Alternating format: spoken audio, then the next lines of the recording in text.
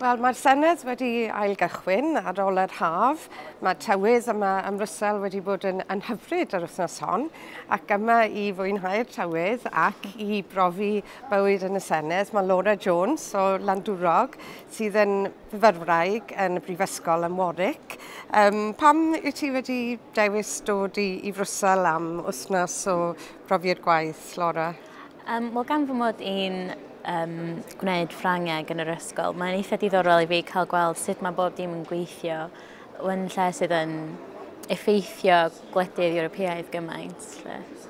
Ac ti wedi cael llawer o gyfle i ddefnyddio dy Ffrangeg a dy Gymraeg wythnos hon? Do, y ddau, i ddeud y gwir yn onest, yn eistedd i fewn yn y cyfarfodydd, jyst yn gwrando pawb o ddydd i ddydd. Dwi wedi cael cyfle da iawn i defnyddio'r dau, do.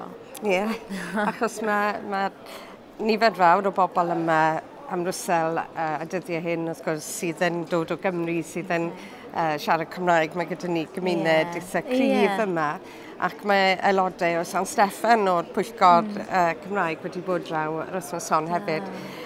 Beth wyt ti'n meddwl yn gyffredinol am gweithio yn y Senedd, am fod yma ym Mhrifysgol? Os unrhyw feddwl gyda ti felly yn y dyfodol bod ti eisiau dod yma i weithio?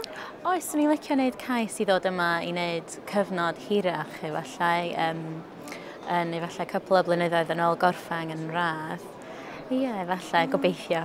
Wel, da ni angen talent fel ti yma ym Mhrifysgol i ddangos y gorau o Gymru, felly diolch yn fawr i ti am ddod yma wythnos hon. Diolch am y profiad.